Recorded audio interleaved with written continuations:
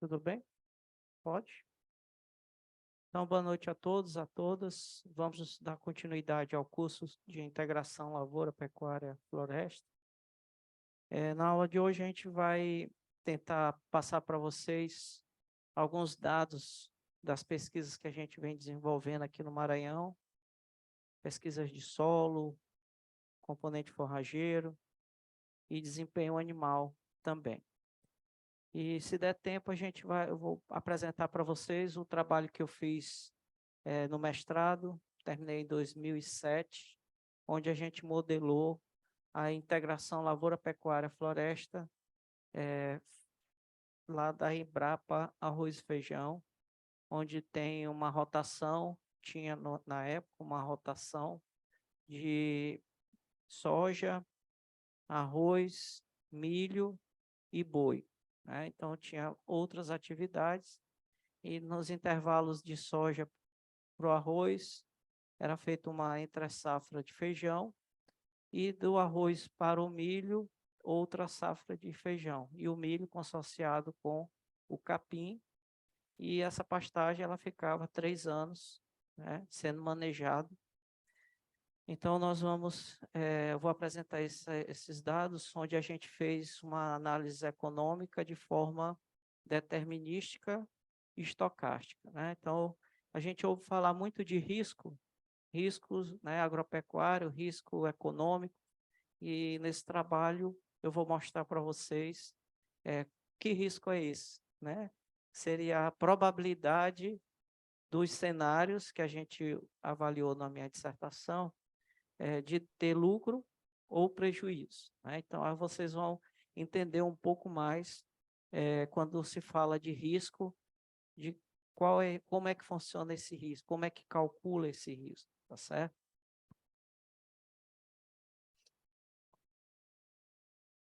Então, inicialmente, fazendo uma projeção até 2050, vai haver um aumento exponencial da demanda por alimento no mundo, né, em bilhões de toneladas por ano. Esse aumento, ele é na ordem de 40%, um aumento de 40%, quer dizer, em 2050 a demanda por alimento é de 3,2 bilhões de toneladas.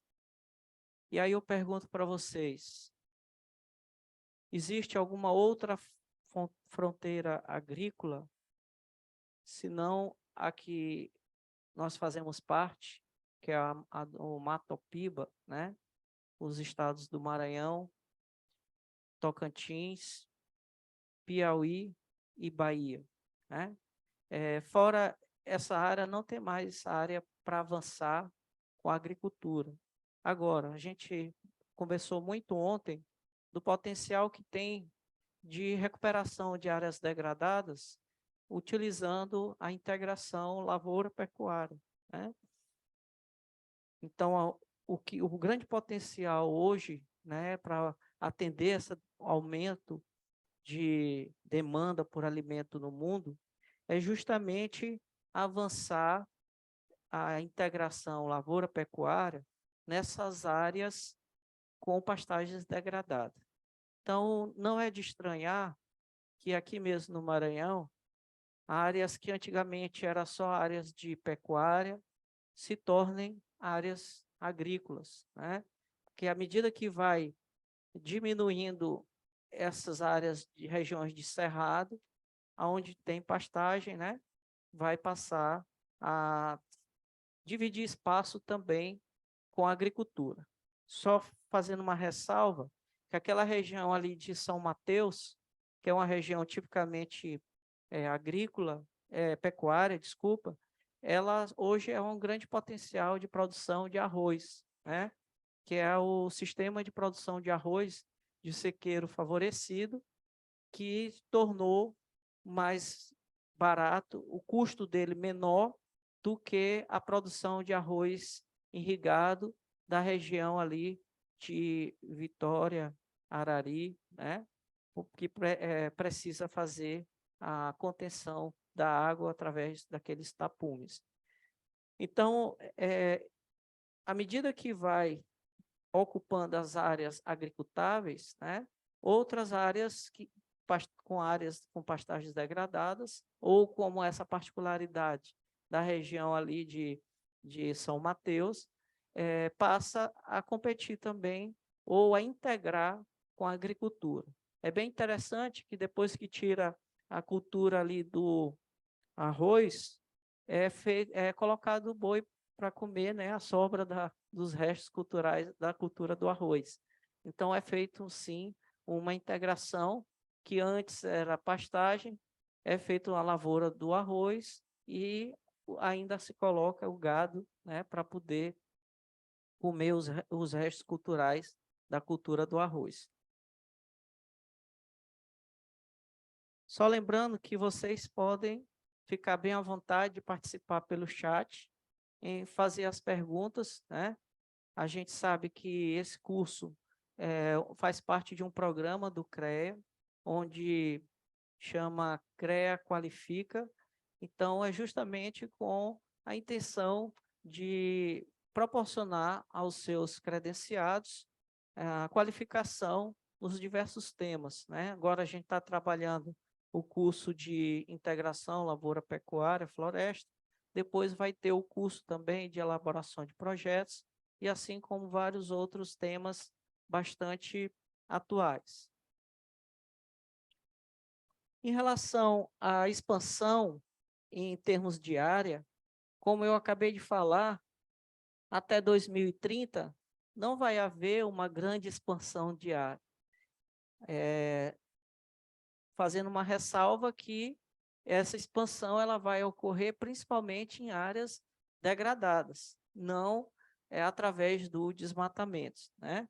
Então, observem que em 2030 nós vamos ter em torno de 2,9 bilhões, né, de áreas agricultáveis, né? E em torno de 175 milhões a 220 bilhões de hectares.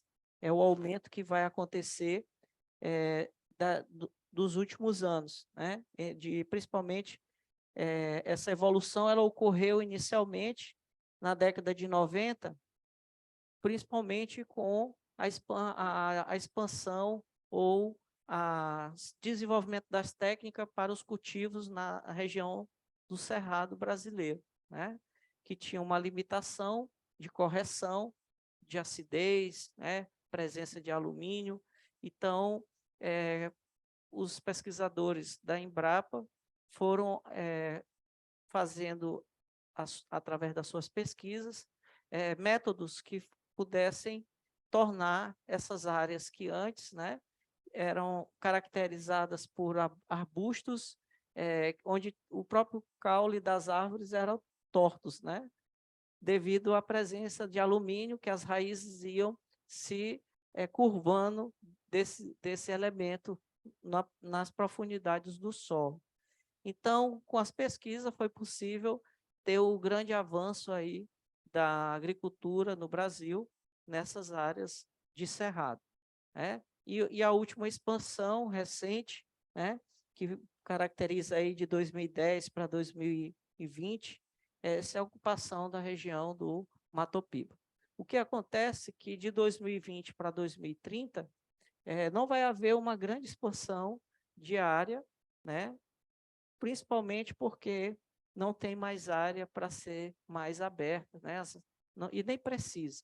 O que precisa agora é a gente trabalhar essas áreas que não estão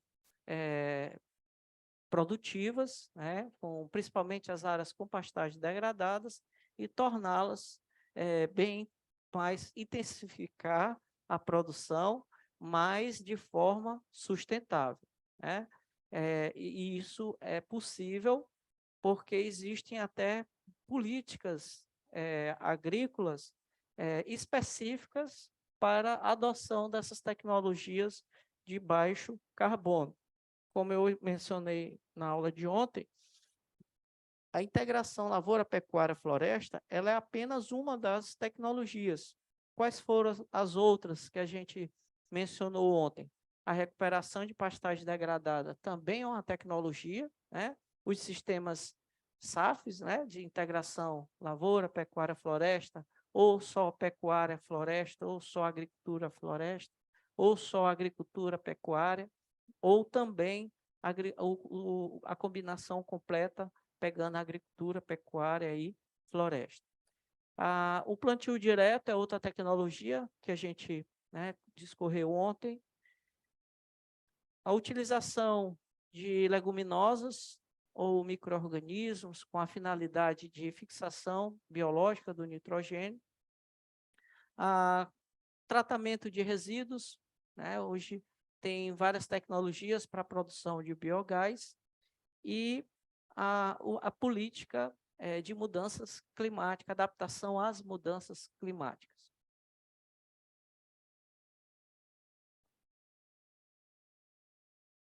Aqui só fazendo uma comparação, quando a gente pega a pecuária, o Brasil ele é líder na expansão de carne, né, bovina, na exportação de carne bovina.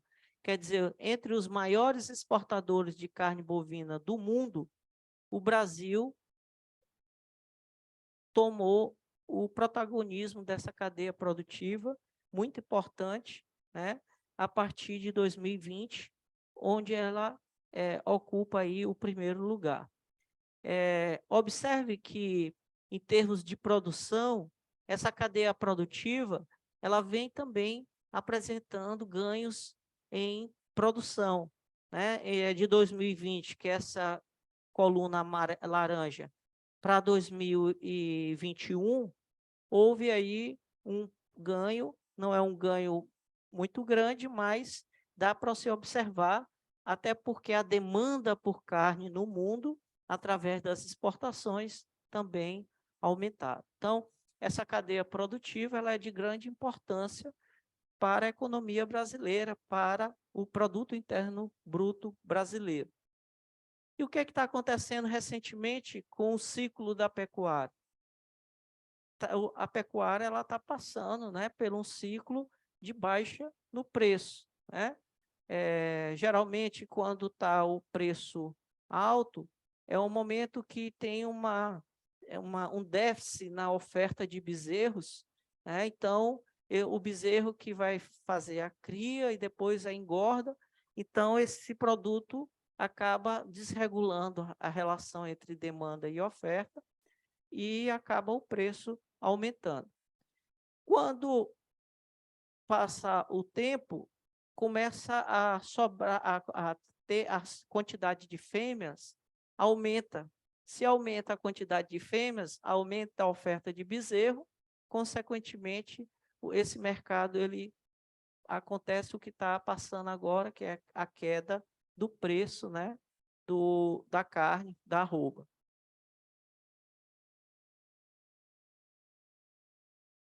Quais são os principais desafios, limitações, problemas encontrados, né, na degradação das pastagens? Entre eles, principalmente as pastagens degradadas, elas, ao invés de elas serem mitigadoras de gases de efeito estufa, elas são emissoras, né? Eu falei isso para vocês na aula de ontem, e essa imagem, ela observa o seguinte, que na pastagem degradada, esse solo está desprotegido e há um impedimento também, além disso, né, a ausência de biomassa, há um impedimento também químico, né, que impede, esse impedimento químico pode ser a presença, por exemplo, de alumínio, que impede as raízes das gramíneas, né, buscar água, nutrientes nas profundidades, né, do solo. E além da baixa fertilidade, né? Então, esses começam a ser os grandes desafios. E o porquê que uma pastagem degradada ela é emissora? Não apenas pelo dióxido de carbono, mas também pelo metano etérico dos bovinos, que vão demorar mais tempo. A produção desses animais tem menos pasto, eles vão produzir menos. Se eles produzirem menos, o ganho de peso deles é menor, então eles vão demorar mais tempo para atingir o peso de abate. Então, o que acontece é que, se ele demora mais tempo, ele vai emitir mais metano etérico, que é um gás 10 vezes, 100 vezes mais potente do que o dióxido de carbono.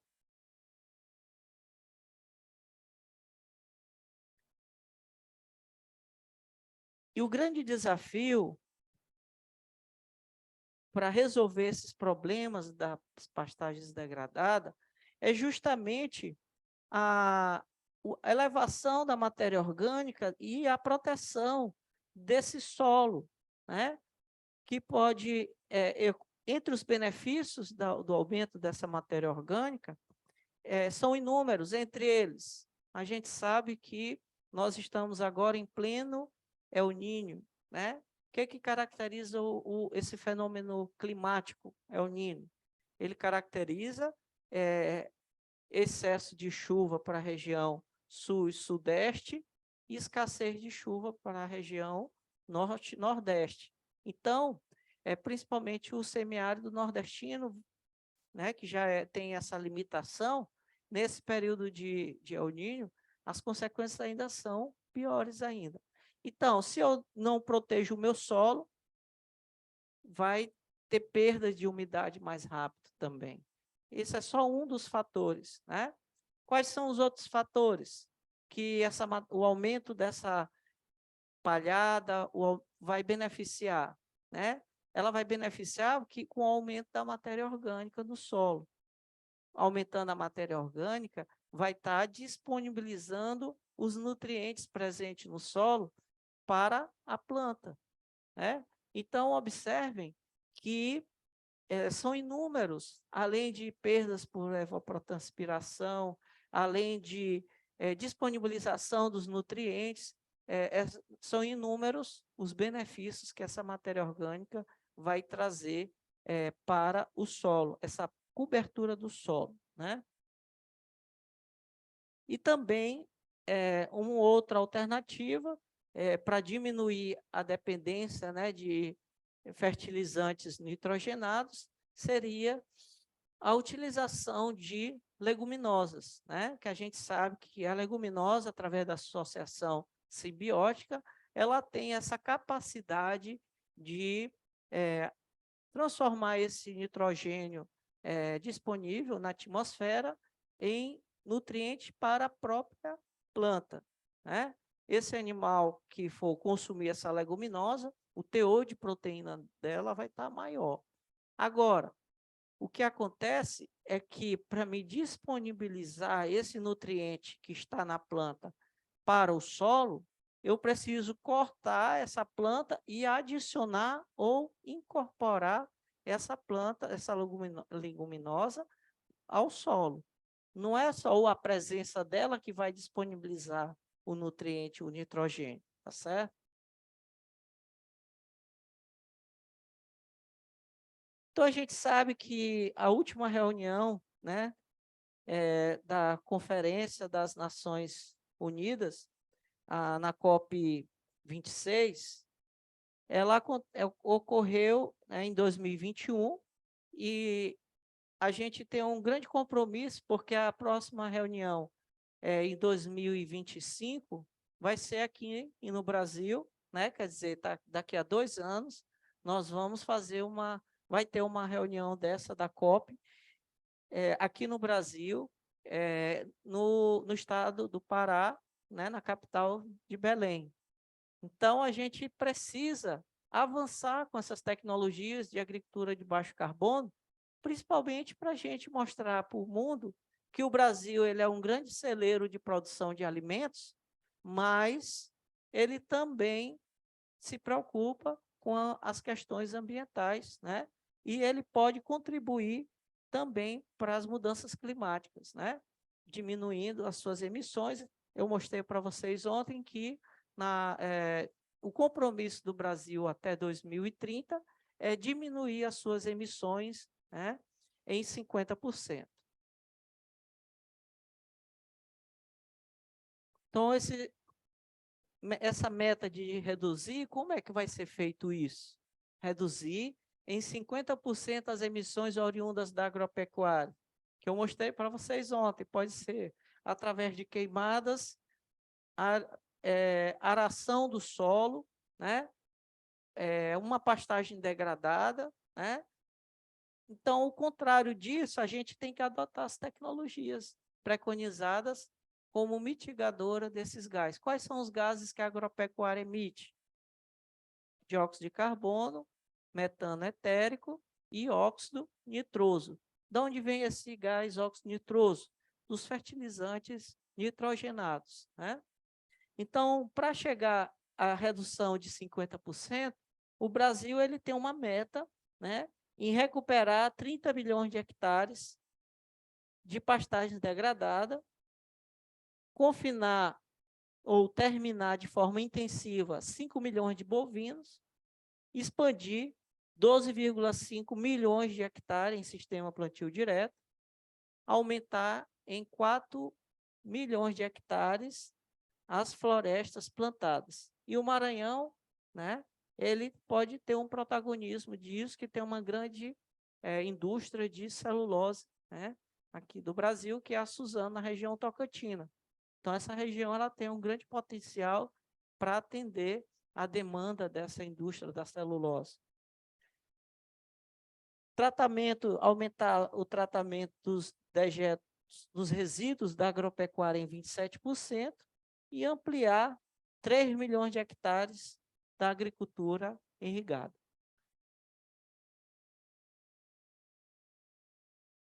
Então, o grande desafio, que eu falo, como a gente conversou ontem, né, para atingir essa meta nacional perante o mundo, que o Maranhão ele vai contribuir em 3% dessa redução dos 50%, né, até 2030.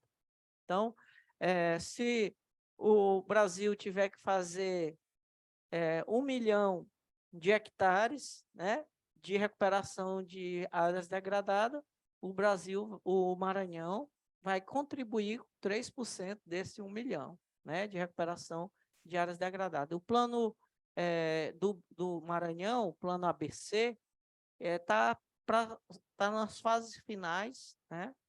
Então, eu acho que até agosto ele já deve estar, sim, publicado, e a partir daí, todas as ações do governo estadual, né, e as instituições têm que ser para atingir essa meta estadual perante essa meta brasileira, perante o mundo.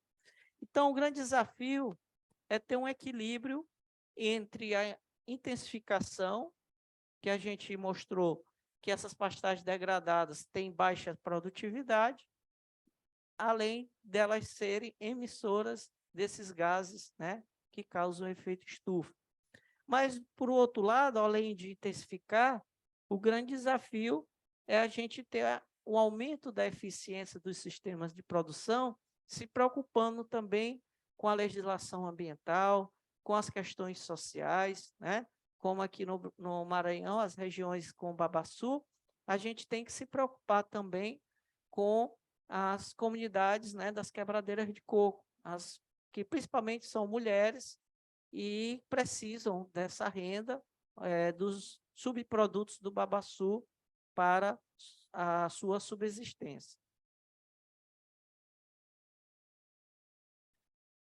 Então, pensando nisso, que é o tema do nosso seminário, do nosso curso, nós vamos abordar, né, mais na frente, mostrar os dados, né, e algumas alternativas de sistemas integrados de produção agropecuária, os sistemas SIPA, Sistemas Integrados de Produção Animal. Como a gente definiu ontem, só recapitulando aqui com vocês, o sistema pecuária e componente florestal, ele chama silvipastoril. O sistema agricultura e pecuária, agropastoril. E o sistema completo, que pega agricultura, pecuária e o componente florestal, o sistema agrosilvipastoril. Até aqui alguma pergunta? fiquem à vontade para vocês colaborarem, fazer qualquer pergunta pelo chat, né, que a gente vai responder para vocês aqui ao vivo. E o que a gente não souber, a gente pede ajuda para os universitários. Dentro desse sistema silvipastoril, nós temos combinações de arbóreas, arbustos, mais forragem, mais animal. Então, observe aqui, ó, imagens da nossa área da URT, que é a Unidade de Referência Tecnológica de LPF, lá na Fazenda Muniz, no município de Pindaré-Mirim, onde nós temos aqui os animais buscando a sombra, né, do componente arbóreo ali, uma leguminosa, que é muito usada, a madeira dela é muito usada para cerca. Por que não a gente cultivar ela para usar a própria madeira, na utilização da madeira para as próprias instalações dentro da propriedade, né? Então, é com esse intuito que esse sistema ele pode levar em consideração tanto arbustos como arbóreas, né? Espécies arbóreas. Dentro do sistema agropastoris, aí entra na lavoura. Geralmente a gente usa a lavoura do milho, né? Que lá na URT a gente só usou a lavoura do milho, mas pode ser milheto, pode ser o sorgo consorciado com o capim, né? E o componente forrageiro, e hoje, a cada ano, são lançadas novas espécies forrageiras, né?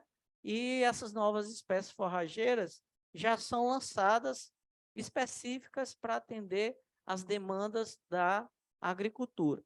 Só um detalhe que da agricultura ou da pecuária.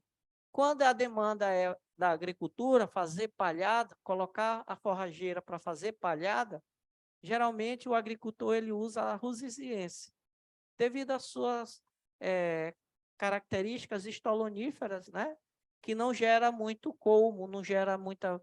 e a planta ela gera mais folha, né? Então, para a agricultura, isso é um grande benefício, né? Depois que desseca ela, é uma matéria orgânica, vira uma palhada de excelente qualidade. E os sistemas agro-silvopastoril, ele consiste, né, na combinação da lavoura. Essa lavoura pode ser soja, pode ser milho, pode ser milheto, pode ser o próprio sorgo, né? Um componente forrageiro, se for a forragem para atender a pecuária, né? Existem opções de pânicos, braquiárias, né? Se for para atender a agricultura, existem opções da rusisiense, que é a melhor opção, devido à sua característica estolonífera, né? E o componente animal, né? Somado tudo isso à disposição de árvores na área. No nosso caso aqui no Maranhão, a gente tem uma particularidade que é justamente as regiões de babaçu. Então, essa disposição do babaçu, ele é aleatória. Não tem como. Eu posso até fazer existe uma legislação, né, que ela protege o babaçu e que impede a derrubada dele, né? Então, o que eu posso dizer para vocês é que se eu tenho uma área, uma propriedade, e eu preciso fazer o componente lavoura do milho, eu vou buscar dentro dessa propriedade uma área onde eu tenho uma menor densidade de palmeiras por hectare, né? Eu não estou dizendo que eu vou derrubar, eu vou instalar o meu projeto de integração com agricultura e pecuária na área de menor densidade. Por quê? Porque o milho ele é mais exigente, em luz, né? Então, se ele é mais exigente em luz, ele precisa de luz para ele se desenvolver. E o ciclo dele é muito rápido, né? Com 70 dias depois da germinação, eu já tenho um milho no ponto de milho verde, né? Se passar por os 80, 90 dias, esse milho já está seco. Daí, do 90 até os 140, ele vai secando só para perder umidade no próprio campo.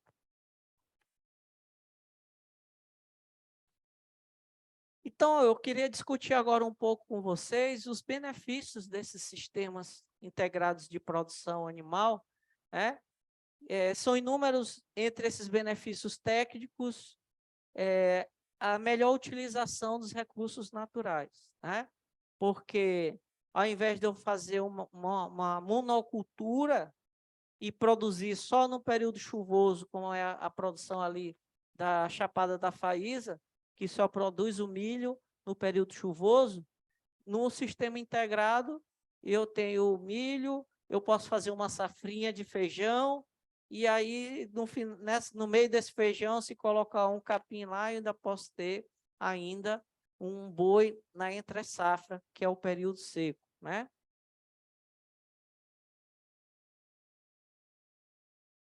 Quem vai determinar são esses recursos naturais, né? Esses recursos produtivos que vão determinar o que eu posso fazer e qual é o mercado para esses produtos, né?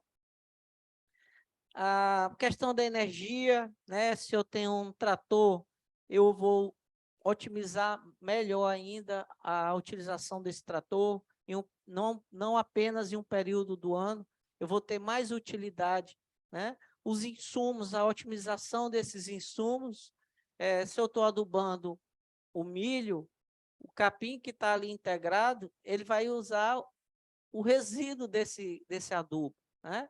O que ficou no solo que o milho não aproveitou, o capim ele vai aproveitar. E a questão da mão de obra e dos maquinários, aí sim existe algumas particularidades. Principalmente em área de pecuária, eu não tenho os maquinários para fazer uma lavoura mecanizada. E a gente sabe que cada vez mais está difícil e oneroso a questão, né, de ter trabalhador, né, para atuar nas lavouras, né? Se for uma agricultura familiar ou uma agricultura em áreas menores, até 4 hectares, eu recomendaria vocês fazerem um plantio usando apenas mão de obra. Agora, a partir de 4 hectares, para fazer isso, inviabiliza, porque o custo da mão de obra inviabiliza.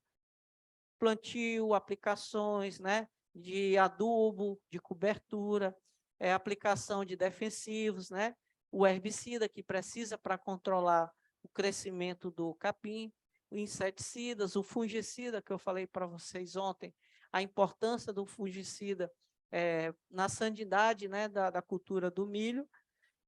E na hora da colheita, se eu áreas até 4 hectares, eu consigo colher manual. Mas áreas acima de 4 hectares começa a ficar muito oneroso, né? E aí eu já tenho que me programar para me ter uma batedeira desse milho, né? Não vou ter como ficar debulhando manual o milho, né?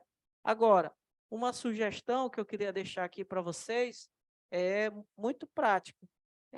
Na última exposição da AgriShow lá em São Paulo, foi lançado uma colheitadeira voltada para a agricultura familiar, né?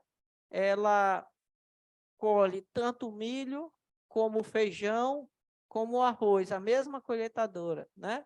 Então, isso, um agricultor familiar é inviável adquirir uma máquina dessa. Mas o próprio governo pode se organizar, né, para fazer doações para associações, cooperativas e secretarias de agricultura para atender milhares desses pequenos produtores, né?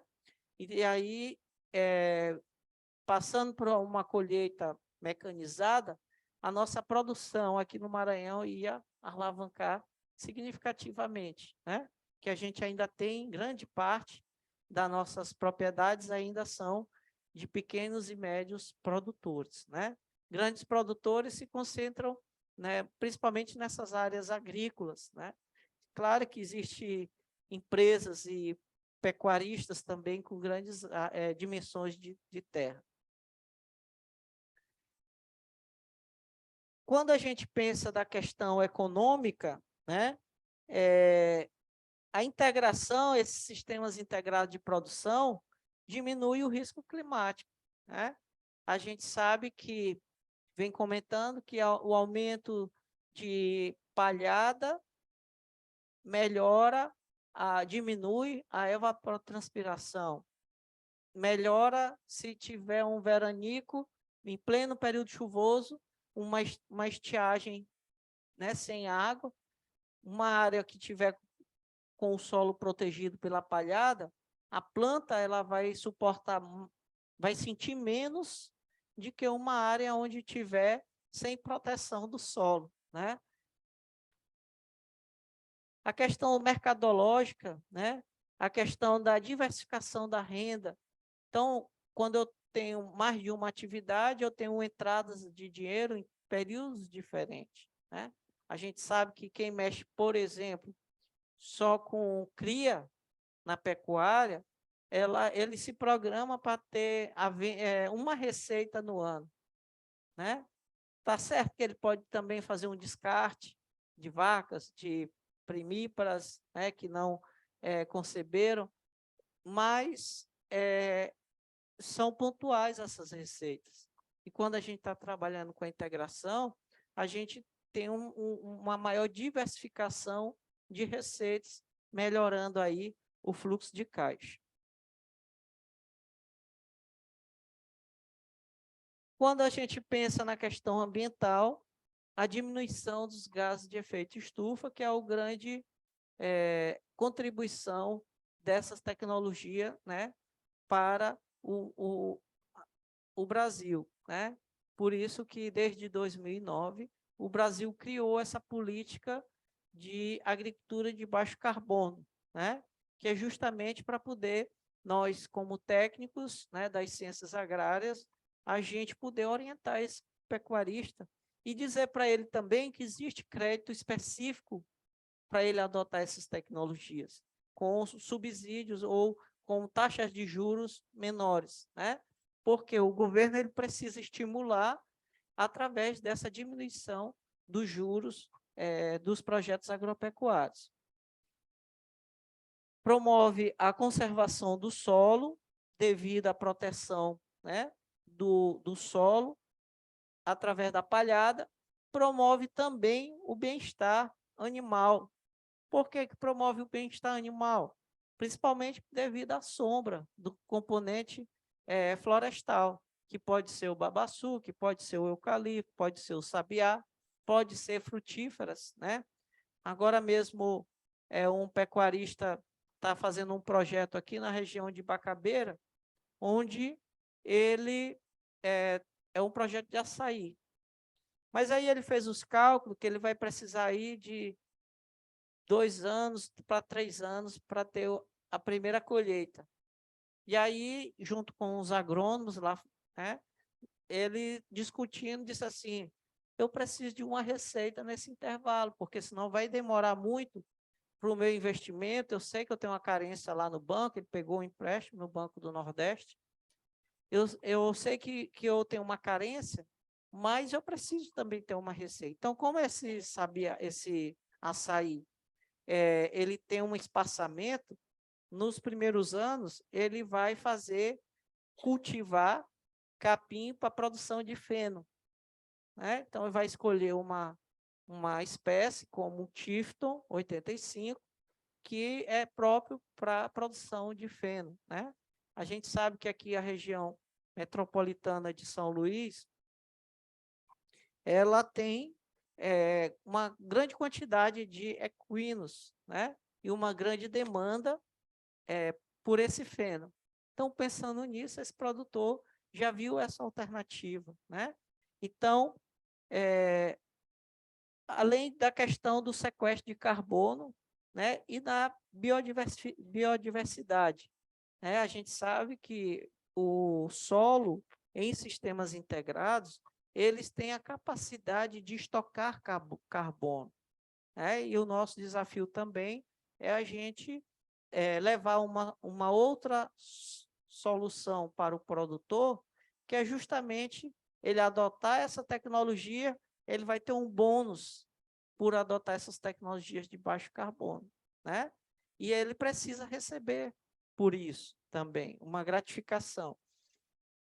Quando a gente pensa nas questões sociais, os sistemas integrados de produção, ele aumenta a demanda por mão de obra, né?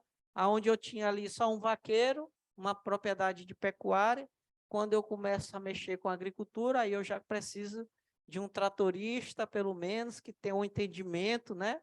Que ele vai plantar, que ele vai colher, né? Ele vai fazer aplicações, e ele precisa de treinamento também, né? O próprio o vaqueiro, que antes mexia apenas com o gado, ele vai ter que ter maior cuidado.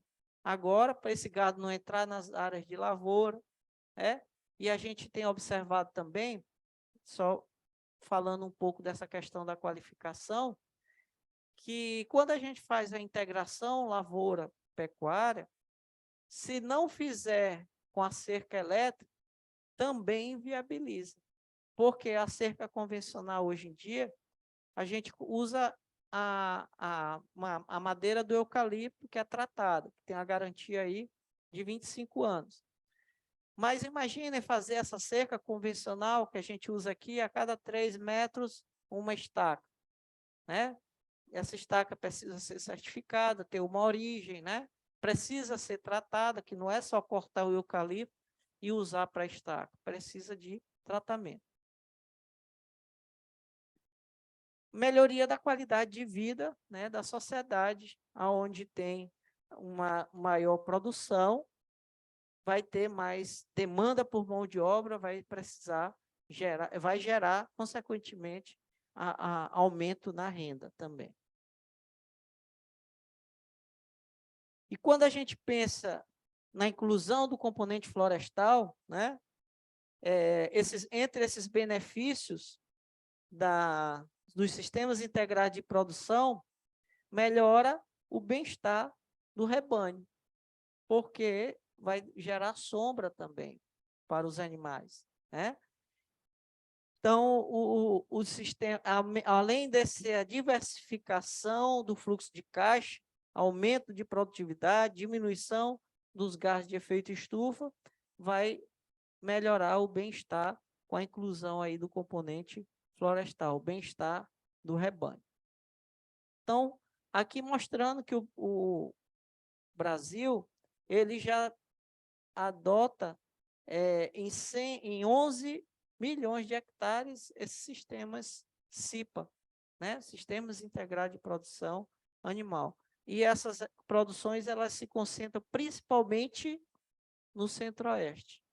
Depois vem a região Sul, Sudeste, aí em quarto lugar que está a região Nordeste, né?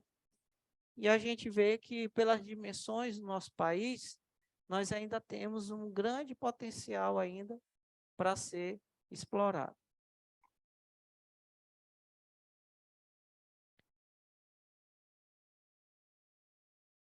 Então, desses 11,5 milhões, o Maranhão ele contribui apenas com 1,44%.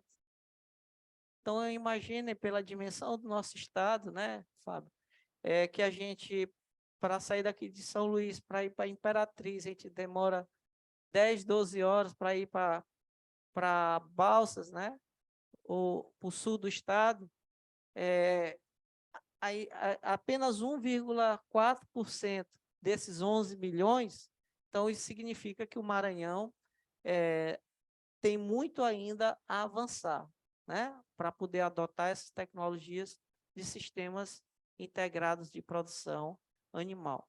E o CREA, pensando nisso, ele teve esse entendimento, né? Por isso que está ofertando esse curso aqui de integração, né?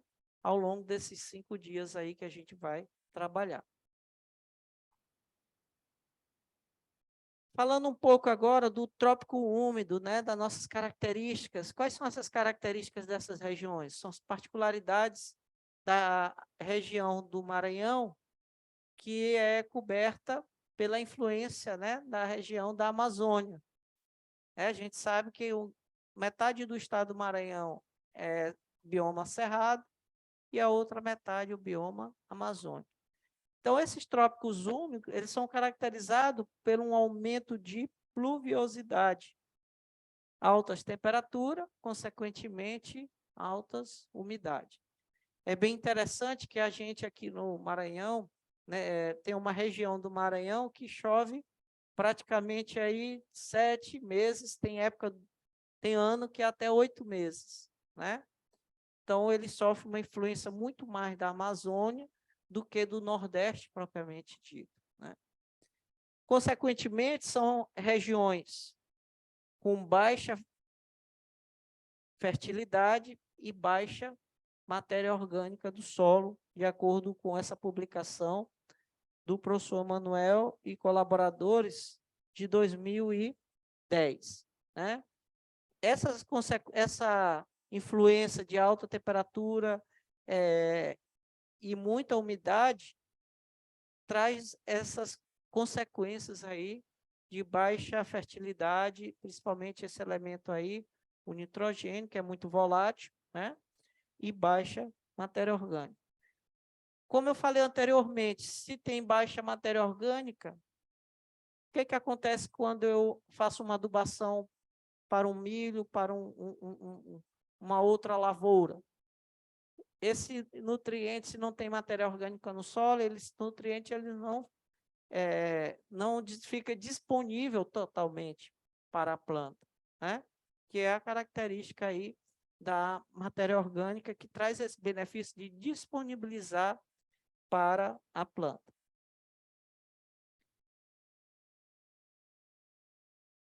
Essa terminologia que está associada ao clima de trópico úmido é muito característica da região norte, mas aqui no Maranhão, o oeste do meridiano de 44, né, da linha do Equador, sofre também uma grande influência desse trópico úmido aí, que é essas características aí da Amazônia. Entre as opções de utilização de espécies arbóreas, né, a gente sabe que uma delas é para proporcionar o aumento de proteína para os animais, né? O consórcio, a utilização de leguminosas, tem leguminosas que são adequadas para manejar ou diminuir a dependência do animal de suplementação, ou melhorar a suplementação no próprio pasto através dessas leguminosas no período seco, né? Que a gente sabe que tem uma queda aí da qualidade do pasto, o pasto fica seco, tem energia, não tem proteína, e a gente pode usar essas leguminosas. A gente teve a oportunidade de visitar uma propriedade ali na região de Imperatriz, que tem como uma das suas características utilizar a leguminosa, né, como fonte de proteína para os animais, né? E tem tido bastante sucesso na reprodução, no desempenho dos animais também. Promover o bem-estar desses animais, né? No período mais quente, tendo sombra, como tem esse exemplo aqui, lá uma foto da URT, onde nós temos fileiras duplas ali de eucaliptos, os animais estão buscando a sombra, o conforto térmico. A ciclagem de nutrientes, que também é essa presença dos componentes arbóreos, e a produção de madeira, que eu vou utilizar na própria propriedade. Ou, se eu não for utilizar, eu estou produzindo madeira que eu posso usar como lenha também, ou eu posso comercializar isso para empresas que precisam, como panificadoras, né, cerâmicas, e assim por diante. A presença da leguminosa, ela só traz benefício, né? Entre esses benefícios, o aumento da fixação do nitrogênio. Essa imagem aqui, para quem está assistindo do lado esquerdo, observe que, pela associação simbiótica, essas leguminosas elas têm a capacidade de transformar o nitrogênio da atmosfera em nutriente para a própria planta. Se eu quero disponibilizar isso para o solo, eu preciso cortar essa planta e adicionar ou incorporar essa planta ao solo. Outro benefício é a serrapilheira, né? Que essa serrapilheira vai aumentar a proteção do solo, vai aumentar a matéria orgânica e vai disponibilizar mais nutrientes, né? Vai melhorar a disponibilização desses nutrientes que estão no solo para a planta, né? Vai deixar uma condição favorável para a planta absorver os nutrientes.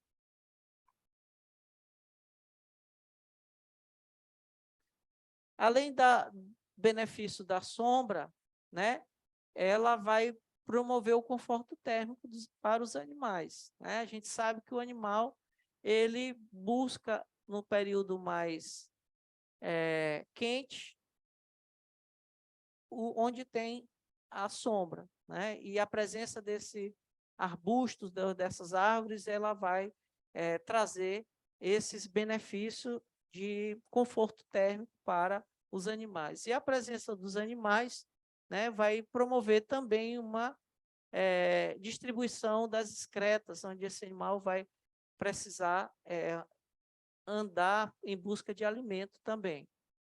Então, entre esses benefícios, o retorno do nutriente, presença de sombra, arquitetura da pastagem, o padrão do comportamento, comportamental dos animais e as questões dos fatores climáticos também.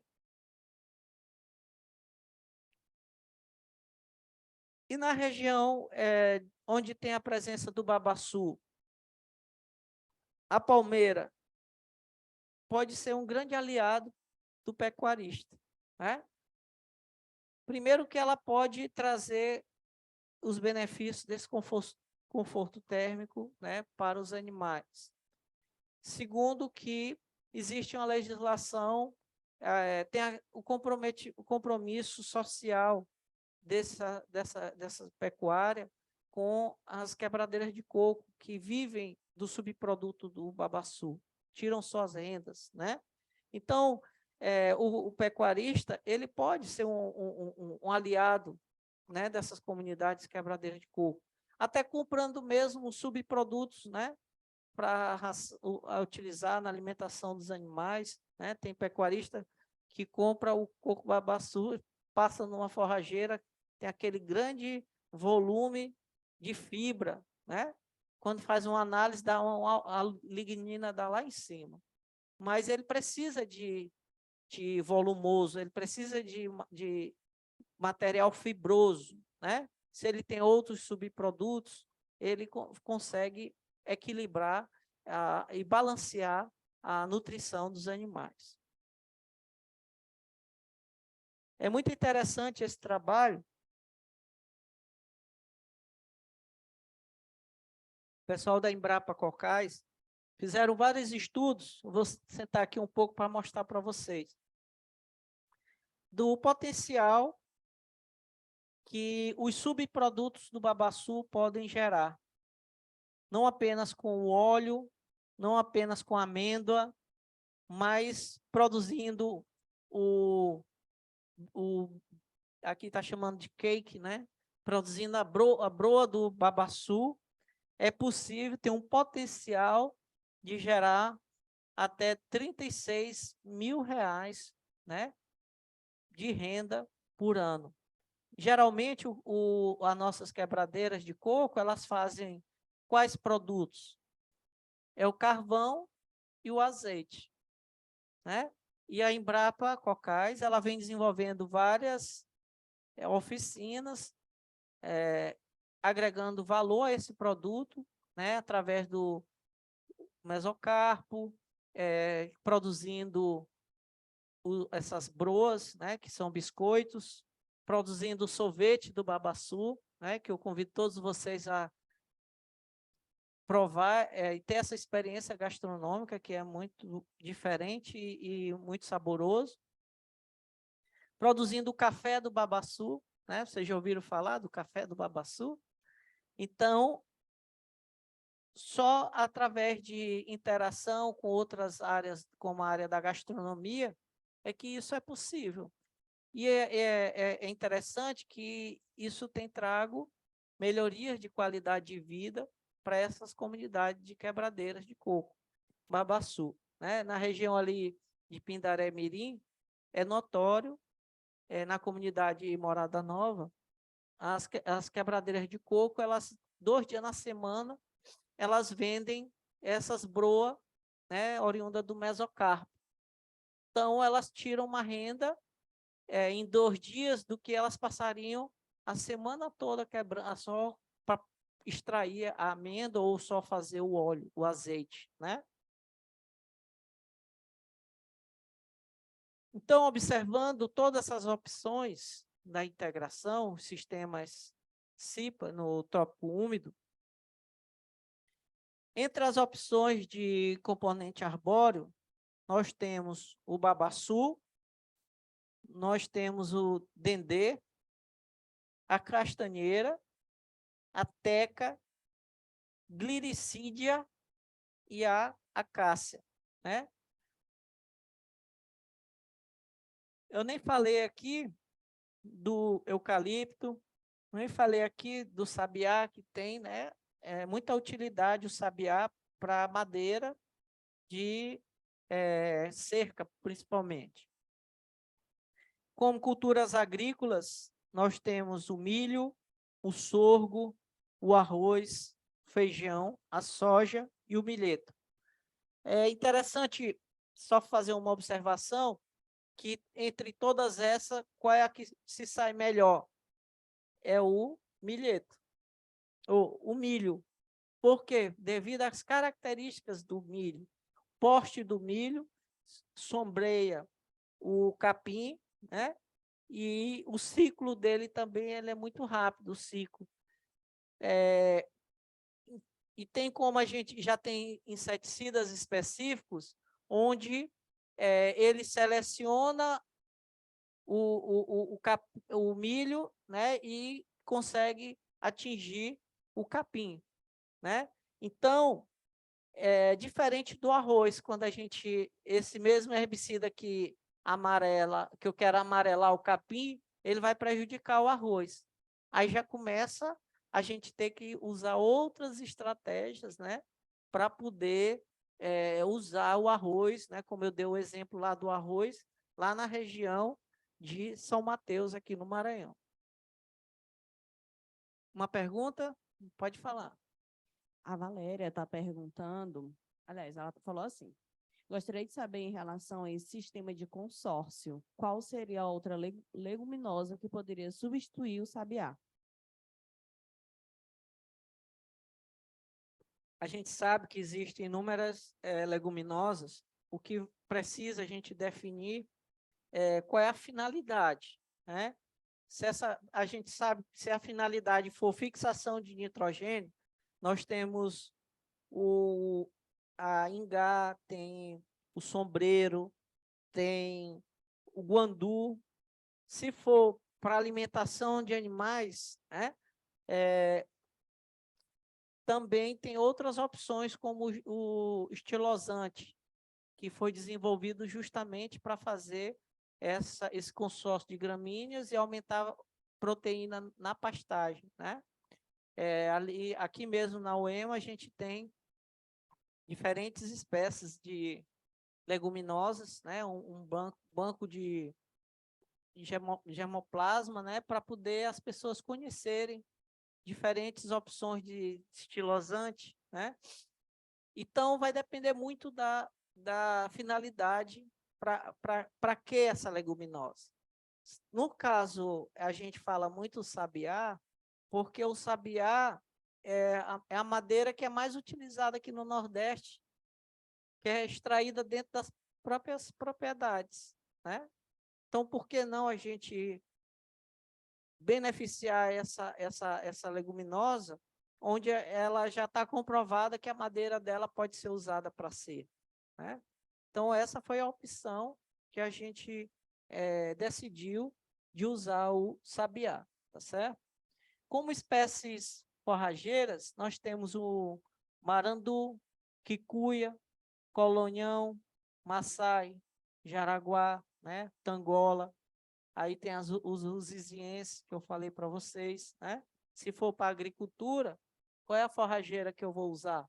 Principalmente a lusiziense.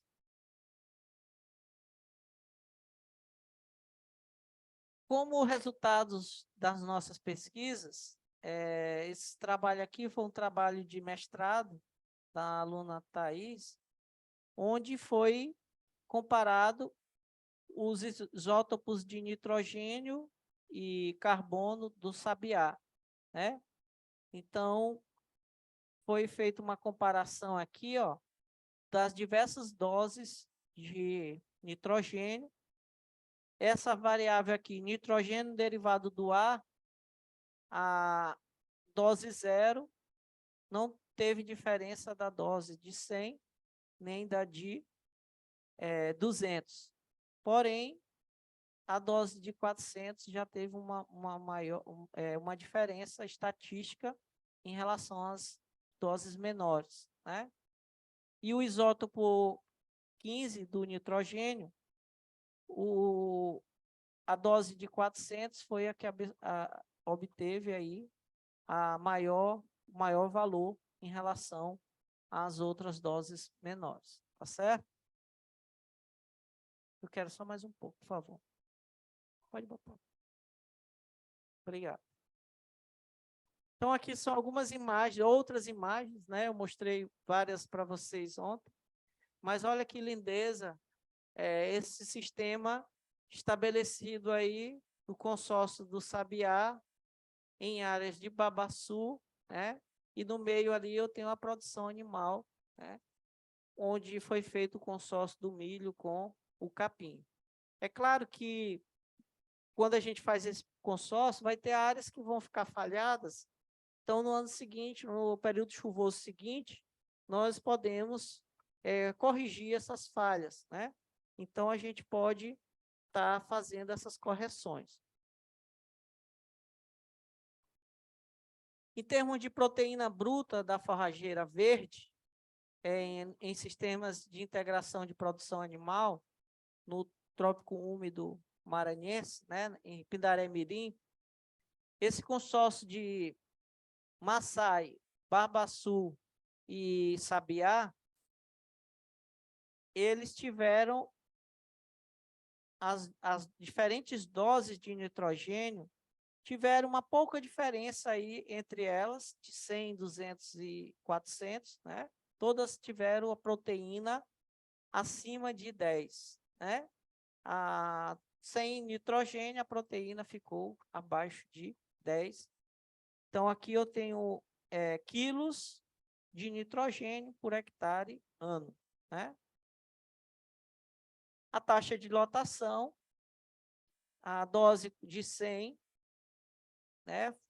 Teve uma taxa de lotação próxima aí de 200 e da de 400. Como o custo é menor, então a gente leva em consideração que essa dose de 100 ela é melhor do que a dose de 200 quilos de nitrogênio por hectare, do que a dose de 400 quilos de nitrogênio por hectare. Então, observe que a gente tem que pensar também, a gente sabe que se eu adubo com o nitrogênio, a forrageira ela responde 50 quilos de matéria seca. Mas eu tenho um limite econômico para isso, né? Principalmente nesse período aí que teve essa instabilidade causada aí pela guerra da Ucrânia com a Rússia. né?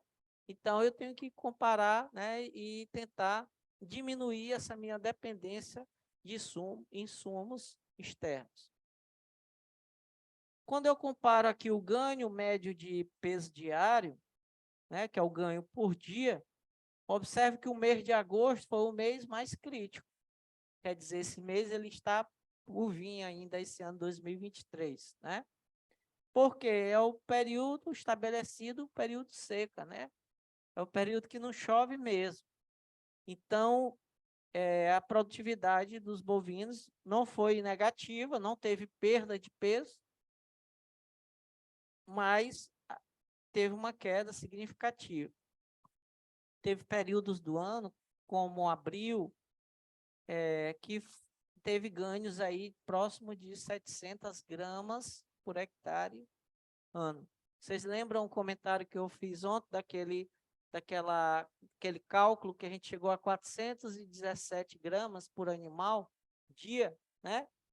É claro que no período chuvoso, para chegar a essa média por dia ano, o período chuvoso vai ser um valor maior, no período seco um valor menor, né? E o ganho por área, que é outro indicativo também importante, né? Quilos de peso vivo por hectare, né? Coincidiu desse período do mês de agosto ser o período de menor produção, né? Produtividade, que é a produção de carne por hectare, por área, né? A taxa de lotação, ao longo do ano, considerando o ambiente Sabiá, Maçai e Babaçu, o mês de agosto foi a que obteve a menor taxa de lotação, e os meses de fevereiro e março foram as que tiveram as maiores taxas de lotação. Elas coincidem com a precipitação, né? É os meses que eu tenho maior precipitação também. Esse outro trabalho que analisou os componentes principais e o agrupamento de Tocha em diferentes usos da terra em Pindaré-Mirim, mostra para a gente que aqui eu tenho um sistema agro-silvopastoril, onde a lavoura ela exige mais de macronutrientes, né? Cálcio, fósforo, magnésio. O pasto ele tem essa capacidade de armazenamento do carbono orgânico total, né? E a mata da estabilidade, né, dos micro e macro elementos, né? Então, observe que cada atividade ela tem as suas particularidades e que a integração ela promove um sinergismo entre elas, né? Essa lavoura, o fósforo que ela não utiliza, vai ser lá na frente disponibilizado para pastagem. Então, observem que tem aí todo um sinergismo entre as diferentes atividades. E os dados aqui do nosso experimento, né? O primeiro ciclo, geralmente as pesquisas elas não se preocupam com esse longo prazo, né? Até porque a gente, dentro da academia, a gente é muito exigido por publicação, mas esse trabalho ele mostra aí um ciclo completo da integração, com 2 anos de lavoura de milho, onde o primeiro ano produziu 133 sacos de milho, o segundo ano 147, e o primeiro ano da pastagem, depois da lavoura do milho, a pastagem integrada com o milho, produziu 27 arrobas, o segundo ano 22 e o terceiro ano 15 arrobas. Ao longo desses 5 anos, o eucalipto trouxe uma produtividade de 4,5 metros cúbicos por hectare. Se fosse 15 aqui, dividido por 5, né, daria 3 metros cúbicos por ano, né, por cada hectare, né? Então, ainda tem um bônus aí que o componente florestal ele pode trazer para o sistema.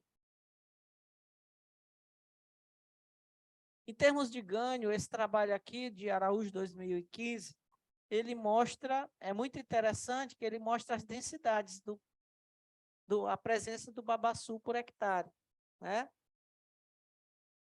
E o melhor desempenho na área, comparado à área onde eu tinha só capim, monocultivo de capim, o melhor ganho médio diário obteve na densidade de 80 palmeiras de babaçu por hectare, né? Esses dados aqui, ó, ele difere dos demais no ganho de peso. Quais são os demais?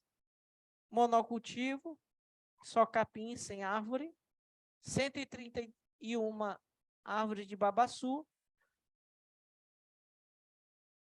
e 160 árvores de babaçu. Qual foi o melhor ganho? Esse que tinha 80, a densidade com 80 palmeiras de babaçu por hectare. Nesse caso, só o pasto e componente florestal, o babaçu. Se eu for colocar o componente agrícola, aí eu preciso diminuir mais ainda essa densidade, né? Eu preciso alocar o meu projeto numa área de menor densidade de babaçu. E a produção, o reflexo foi na produção de ganho, né, por hectare. A área com 80 palmeiras de babaçu por hectare produziu quase 24,5 kg, né, por hectare, diferente de todas as outras alternativas, monocultivo, 130 e 160. Esse aqui seria um ponto ótimo, né, para mexer com pecuária e componente florestal. As características agronômicas do marandu no sistema CIPA com babaçu e em monocultura, né? Quando eu pego aqui a produção total de forragem, no período seco, houve uma produtividade menor no período seco em relação a 0,80 e 130 palmeiras de babaçu por hectare. O período chuvoso, aqui teve uma melhor desempenho, foi a com 80 palmeiras de babaçu em relação às demais.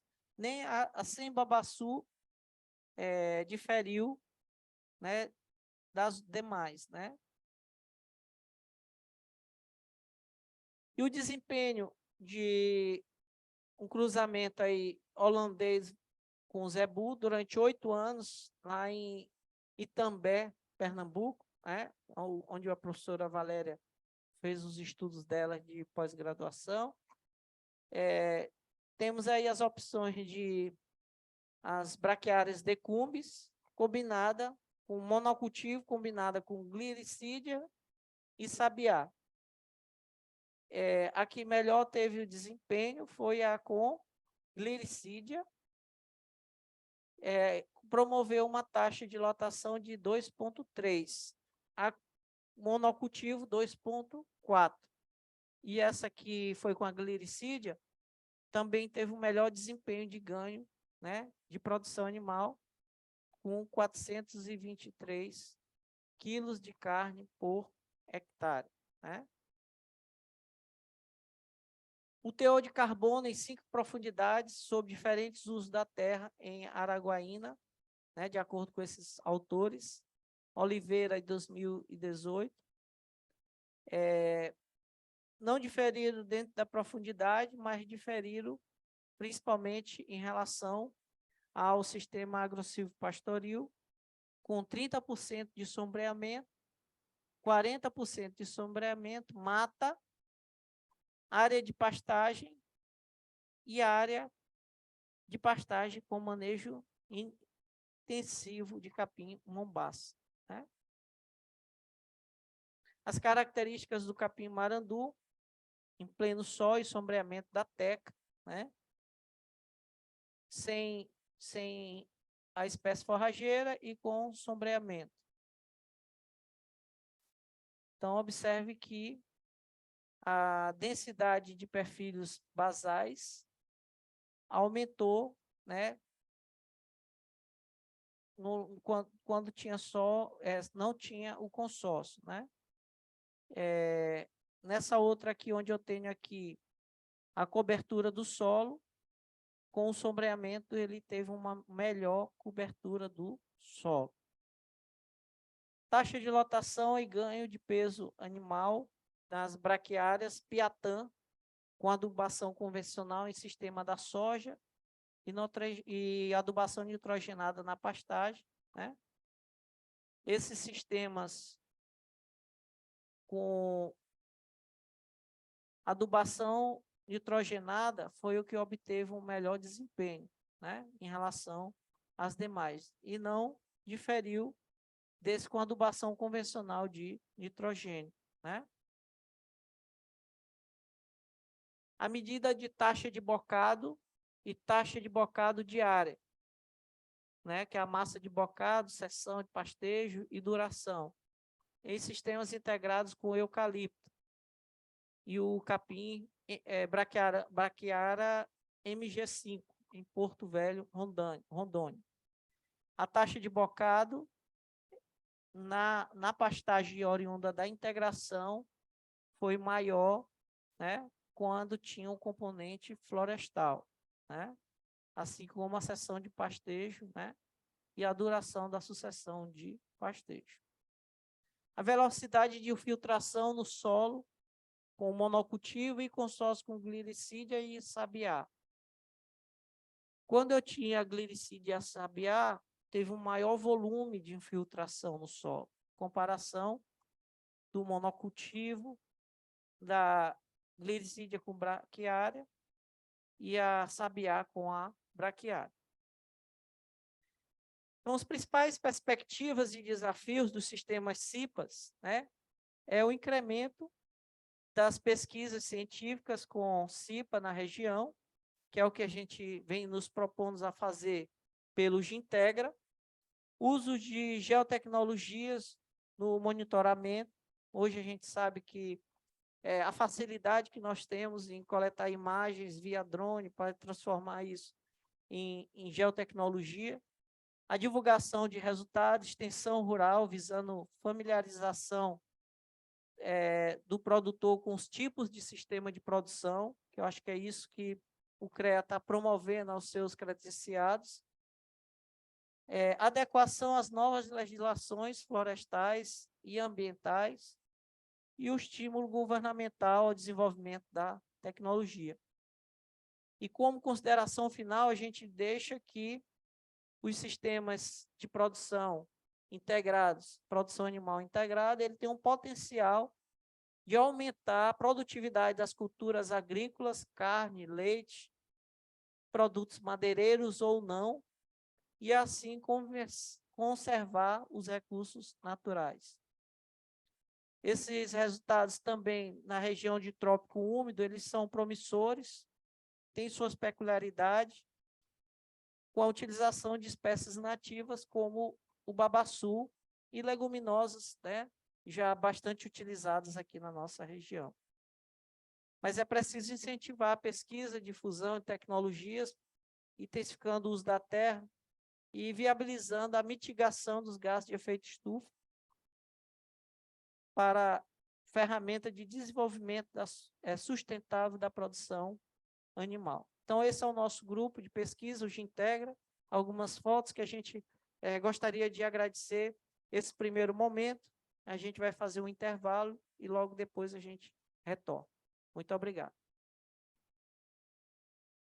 Tem alguma retomando aqui as nossas atividades? Como a gente já vem falando bastante sobre a integração lavoura, pecuária, floresta e apresentando principalmente imagens para vocês, eu vou mostrar para vocês 2 programas que foram implementados aqui no estado do Maranhão, que é o ABC Cerrado, que é a região de Cerrado no Maranhão, e o Pradam, que era um programa de recuperação de áreas degradadas na Amazônia, né?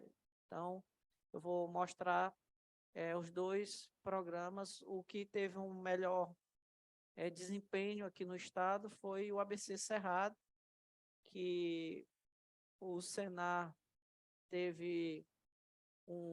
executou um programa aí do Banco Mundial para dar assistência a 400 fazendas de pecuária ou agricultura, mas que pudessem adotar essas tecnologias de agricultura de baixo carbono. Então, eu vou primeiro apresentar para vocês uma reportagem que foi ao ar no programa da difusora, né? E foi o lançamento do Plano ABC, onde teve o treinamento dos técnicos para poder atuarem nas propriedades pelo Senar.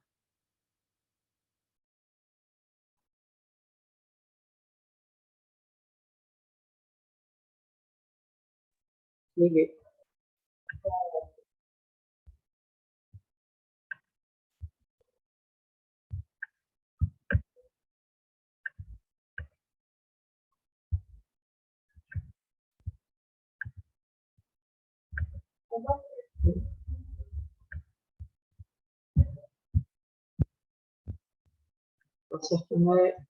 Botei ele para funcionar aqui. Agora sim. Semana passada, mostramos o treinamento dos técnicos do Senar aí em sala de aula. Irão atender os produtores rurais que estão dentro da zona rural, que irão receber o conhecimento das tecnologias de agricultura de baixo carbono que o ABC Cerrado, que teve aí na aula prática e aplicada no campo. Confira na reportagem de Rogério Souza. O Serviço Nacional de Aprendizagem Rural, Senar, iniciou ainda esse mês o treinamento da equipe de técnicos que atuará no bioma Cerrado do Maranhão, com a aplicação de novas tecnologias preconizadas pelo projeto ABC Cerrado. A produção rural até um tempo atrás. A capacitação teve continuidade com a aula prática do campo, em uma propriedade rural localizada no município de Santa Inês, tratando a metodologia de assistência técnica e gerencial que atende os produtores rurais. E aí, quando veio para montar a muda do eucalipto, não, a muda do eucalipto tem que estar uns 3 metros. E aí, tivemos que tirar a primeira muda, a primeira fileira e aqui, já. Esse projeto é um projeto de pesquisa em uma unidade de referência tecnológica de integração lavoura e pecuária, onde a principal finalidade é renovar a pastagem que anteriormente estava degradada. Então, com essa alternativa da integração lavoura e pecuária, nós temos a oportunidade de ter a cultura do milho associada com o capim e uma... Você quer vir aqui, pode?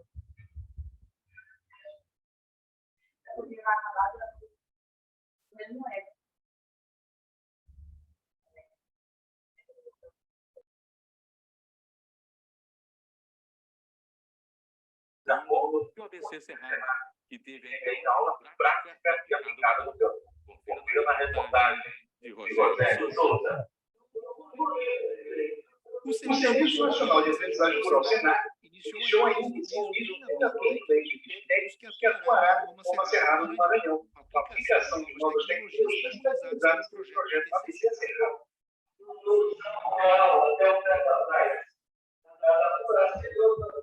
A capacitação teve continuidade com a aula prática do campo, em uma propriedade rural localizada no município de Santa Inês, tratando a metodologia de assistência técnica e gerencial que atende os produtores rurais. E aí, quando veio para plantar a muda do eucalipto, não, a muda do eucalipto tem que estar uns 3 metros. E aí, tivemos que tirar a primeira muda, a primeira fileira e aqui, já. Esse projeto é um projeto de pesquisa em uma unidade de referência tecnológica de integração lavoura e pecuária, onde a principal finalidade é renovar a pastagem que anteriormente estava degradada. Então, com essa alternativa da integração lavoura e pecuária, nós temos a oportunidade de ter a cultura do milho associada com o capim e uma espécie florestal, que nós estamos utilizando o eucalipto. Esse projeto é um projeto que nós vamos ter 2 anos de lavoura e 5 anos de pastagem. E no primeiro ano sendo implantado o eucalipto, no 7º ano é feito o corte do eucalipto. Então, nós temos um sinergismo entre 3 atividades, temos temos que que a a festividade festividade do do adulto que é utilizado utilizado no no ambiente vai do ficar capim e e termos de receita, diversificação diversificação das das receitas receitas também. também. Para os intervenientes do Senado, esse é o caminho que se deve tomar para que haja sucesso no projeto do ABC Cerrado do Maranhão. Esse programa é um programa que vem dando sustentação ao trabalho de assistência técnica e gerenciado no Senado de Futebol. É um trabalho novo, mas chegou uma vez que para implementar essas ações. Então, todo esse trabalho que a gente tem fazendo vem criando oportunidade para que a gente multiplique isso através dos nossos técnicos, dos técnicos do campo.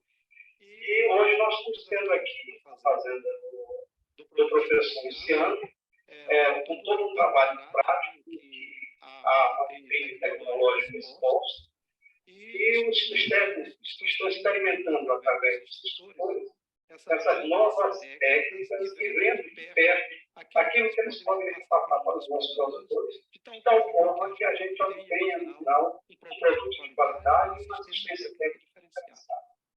A quantidade dos técnicos hoje que estão aprendendo um pouco mais sobre o ABC Cerrado, atende as expectativas hoje da necessidade dos agricultores em aprender mais sobre o ABC Cerrado, que participe, embora a gente saiba que nós vamos trabalhar aqui no programa ABC Cerrado 400 propriedades. E 400 propriedades, pequenos e médios produtores, é uma quantidade significante em relação ao total de propriedades que nós temos no Estado. Potencial aí para se trabalhar em torno de umas 50, 60 mil propriedades.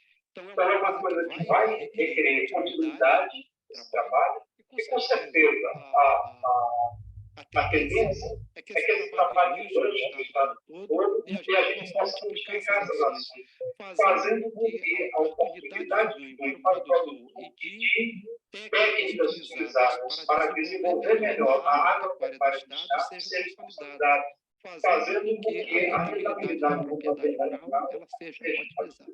Da teoria para a prática, assim técnicos do Senar deram continuidade no aprendizado que vai atender a produtores de toda a região do Cerrado.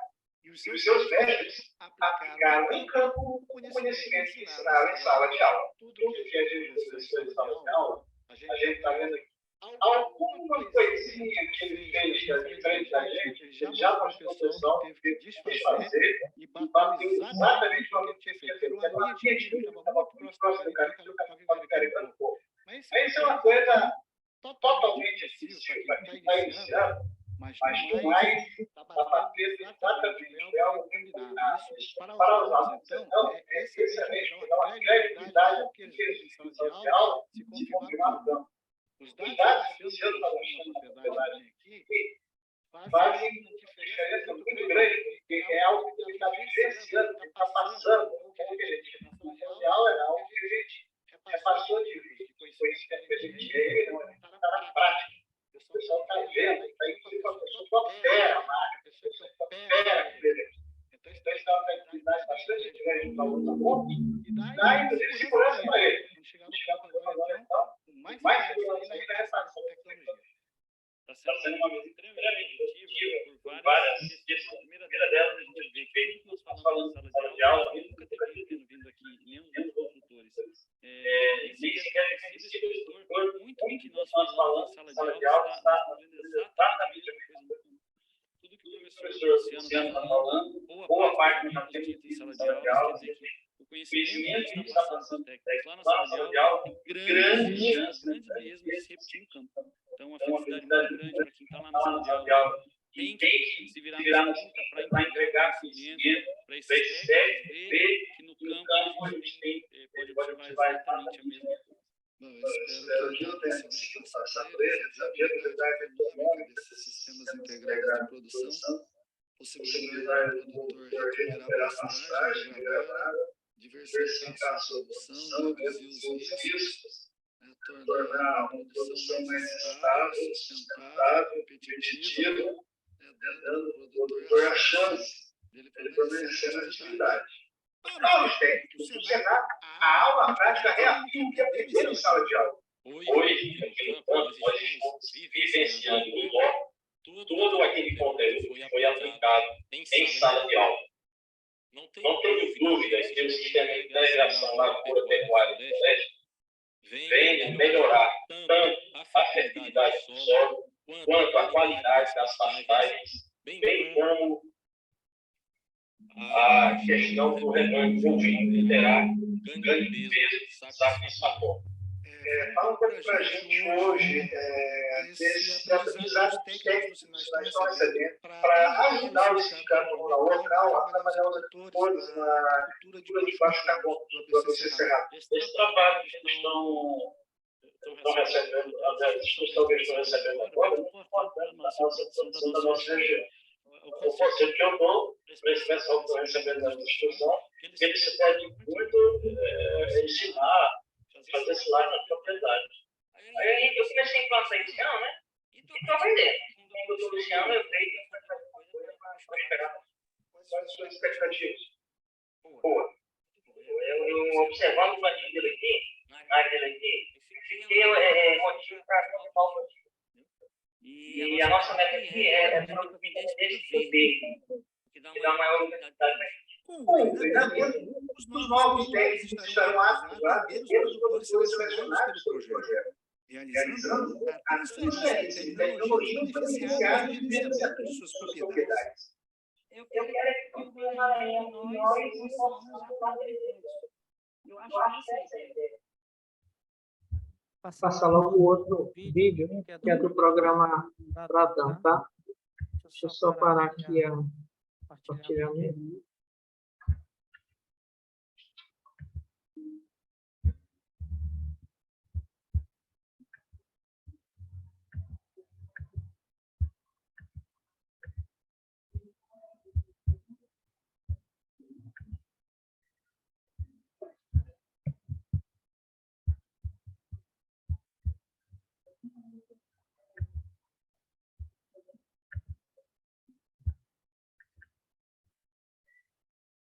Vai pegar a cabeça dele.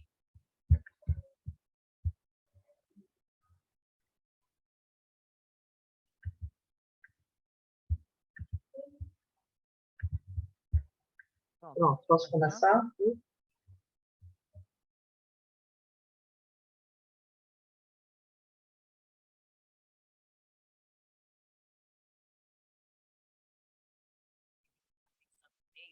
Seminário para apresentar um projeto que trata justamente da recuperação de áreas degradadas na Amazônia. Janaína, então vamos falar com o Erisvaldo Santos, ele está ao vivo em Santa Inês e vai falar para a gente sobre esse evento que é muito importante, então, para o meio ambiente. O Erisvaldo traz as informações para a gente. Bom dia, Erisvaldo.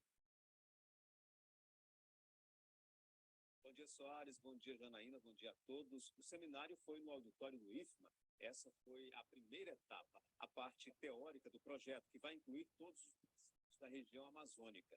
As próximas etapas já serão na prática. O Pradão foi criado pelo Senar Nacional. Estão incluídos no projeto os estados do Acre, Amazonas, Mato Grosso, Maranhão, Pará e Rondônia.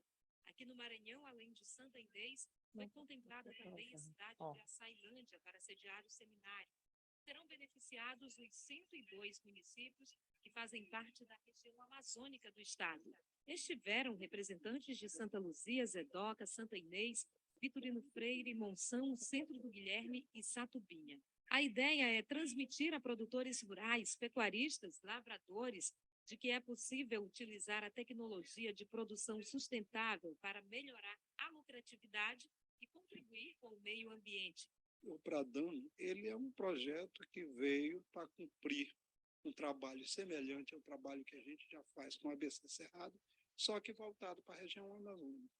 Como o Estado, parte do Estado é região amazônica, parte do Estado é Cerrado, então os dois programas eles vão contemplar o Estado como todo, os 217 municípios, sendo 102 cobertos pelo Pradão e 115 pelo ABC Cerrado. Mas as linhas de ação, o trabalho que vai ser destinado ao homem no campo é o mesmo, as políticas públicas de apoio à produção agro-pastoril do Estado vai ser a mesma. Joaquim Bezerra, técnico da Embrapa, falou da recuperação de pastagens degradadas. Luciano Muniz, professor e pesquisador da UEMA, abordou o tema integração lavoura, pecuária e floresta. Teve produtor que ficou animado com as propostas e já quer pôr em prática logo. Vou colocar gado agora, estou fazendo cerca lá para todo lado, do próprio eucalipto, que eu estou fazendo as cercas, e vou criar o gado, porque o gado que eu colocar lá faz uma limpeza como que seja botando trabalhador para limpar a floresta. Já outros acham que é preciso um acompanhamento técnico mais aprofundado. Na minha comunidade mesmo é manual, lá não tem mecanismo ainda não, com ninguém. O senhor gostaria de ter esse acompanhamento? Gostaria muito. Mas era ótimo se tivesse. No dia 23 deste mês, o seminário vai ser realizado em Açailândia. Voltamos a São Luís. Então, esse foi o programa Pradam, que foi lançado, né, no município de Santa Inês. Mas entre os dois, o Pradam e o ABC Cerrado, o que teve um melhor resultado foi o ABC Cerrado.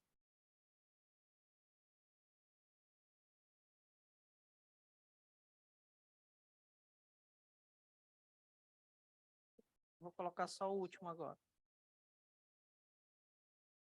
Foi do dia de campo lá que a gente fez, tá? É só 2 minutos. Quando puder, você avisa.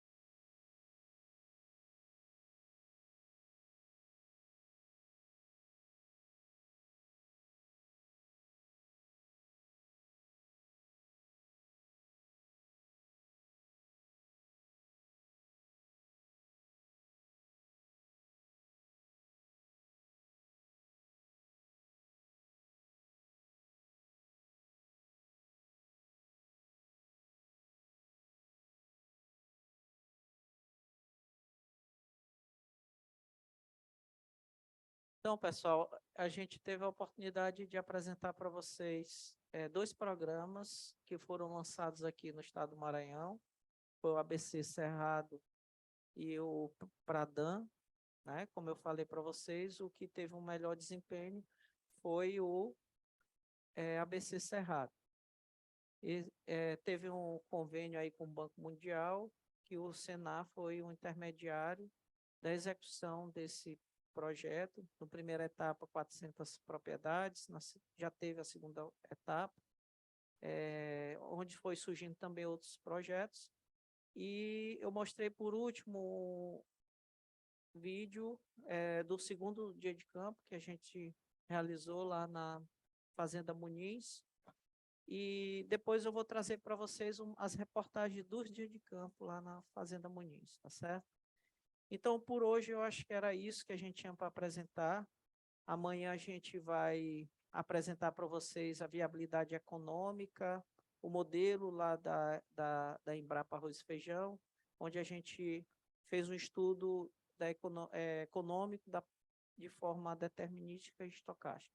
A gente vai iniciar fazendo esse estudo, apresentando para vocês, e posteriormente eu vou falar um pouco da parte de gestão da atividade agropecuária. Muito boa noite, muito obrigado a todos e até amanhã. A gente se encontra. Mesmo sendo feriado, a gente vai estar aqui.